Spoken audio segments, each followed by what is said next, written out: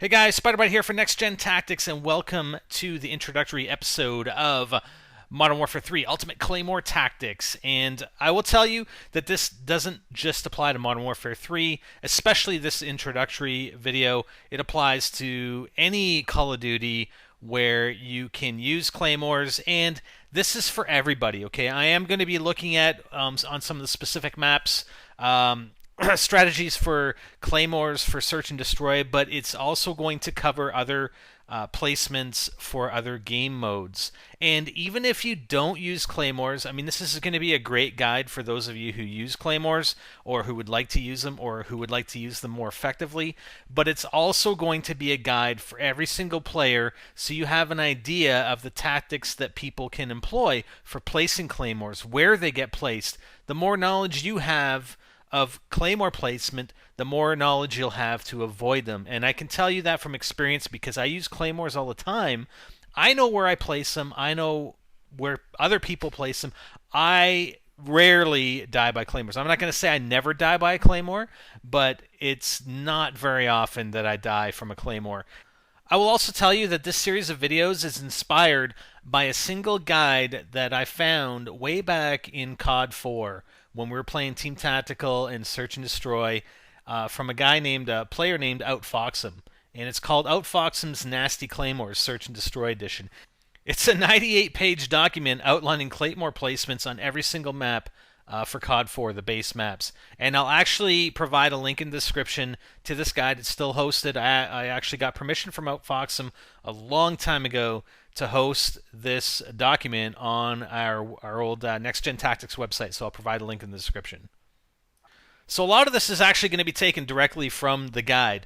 So the first thing we're going to look at is, what is the purpose of a Claymore? Well, Claymores really have three uses for you. Number one is to alert you to the presence of an enemy. So if an enemy's coming in to an area and you don't kill him, or let's say he's running Stalker Pro, so there's a delay on detection triggered explosives, you'll still hear that distinctive click. As long as you're in the relative area of where you place that Claymore, you will still hear that click from the Claymore.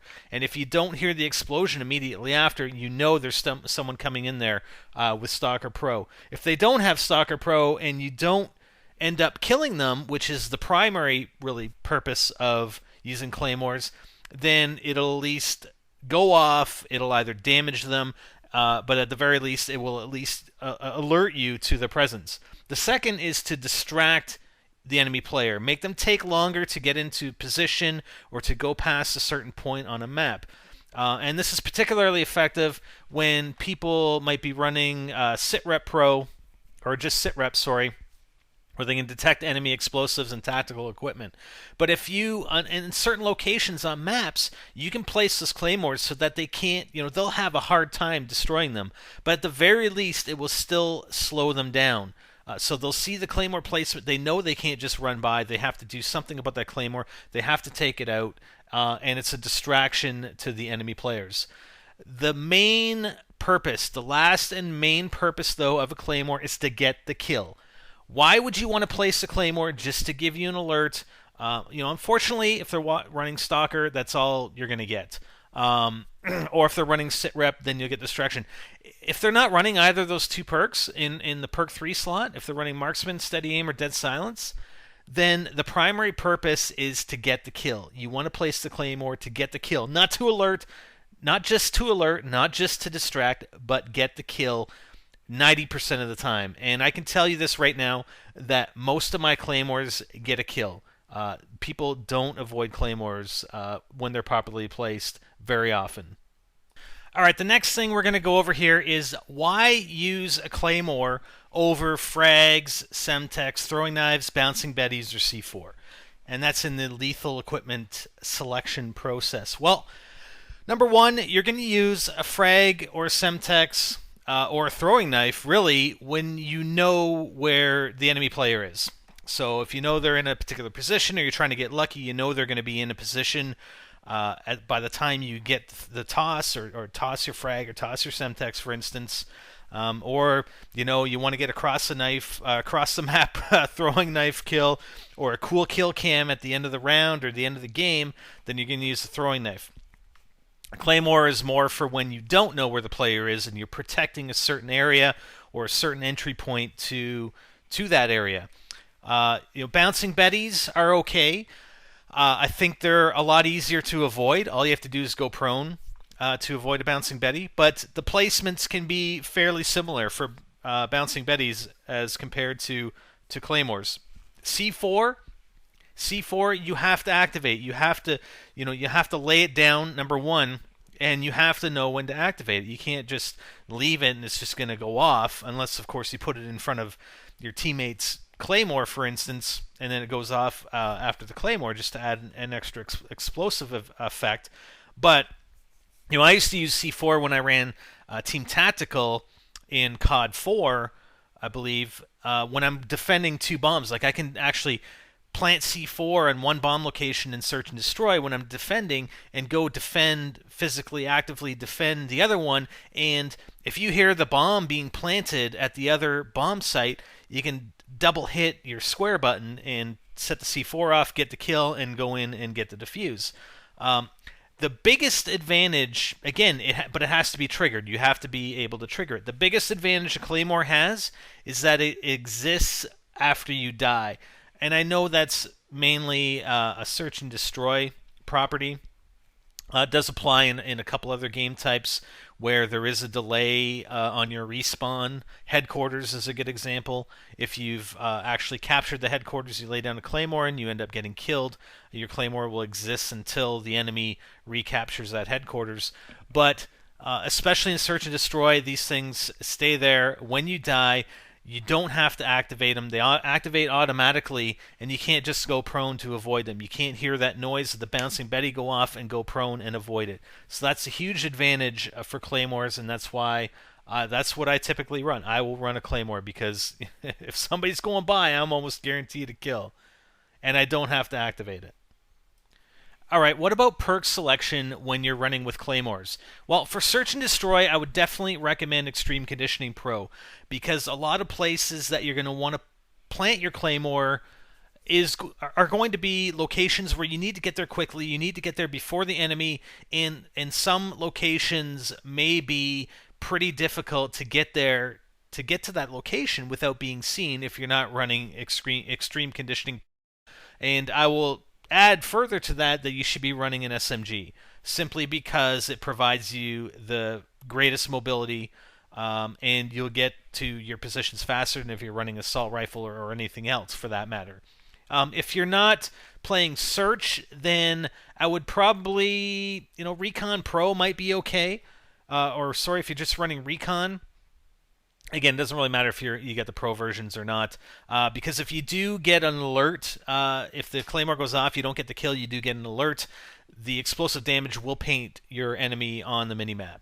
So it's kind of handy, but I don't think it's, again, if you're going for 90% plus kill rate on your Claymores, I don't think it's really an effective use to put on Recon just because you're running Claymores. So I would just select something else. But definitely I think Extreme Conditioning Pro is almost necessary if you're trying to get those Claymore positions close to where you would really meet up with enemies in Search and Destroy. Alright, your perk 2, again, I would definitely go with Quick Draw Pro, because that gives you quicker recovery from equipment and grenade usage, and I use that pretty effectively. Again, it's probably more related to a Search and Destroy type, a game type. So if you're running something else or running a different game type, it probably doesn't matter as much. But I really, really like being able to toss those flashes or stuns or whatever, concussions, as well as lay down those Claymores very, very quickly and recover from that and carry on.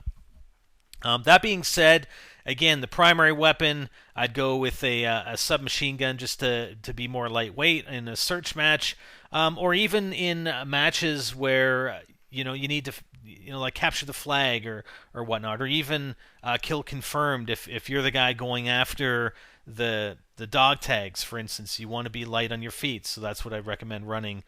If you look at tactical, again, just looking from a search perspective, if there are certain points on the map where you want to lay down the Claymore, it's a spot where you may run into the enemy player at the halfway point, basically, on the map, then you probably want to run either flashes or concussions. You want to toss a concussion ahead of you so that you slow the enemy down. You have time to plant that Claymore and get out of there, because you don't want them to see you. If they see you planting the Claymore and they hear you planting it, then it's all for naught. I mean, they know it's there. It'll still slow them down, but again, the idea is to get the kill. Alright, that's it for this video. This is just part 1 of the introduction to the tactical use of Claymores.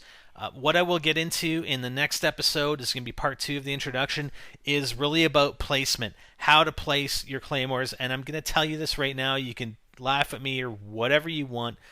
Placing Claymores is a freaking art, okay? It's an art, and I will go through an entire video on placing Claymores, how to place them, positions, hiding, placing them far enough away from an entry point where enemy players can't see the lasers, placing them at a certain angle to that point, using them as car bombs, for instance. So we're really going to take a good look at proper placement of a Claymore, no matter where you're placing it on any of the maps. So that'll be the part 2 of this introductory 2-part series, I guess. And then following that, we'll definitely get into every single map. We're going to go through every single map and show you good locations for planting Claymores.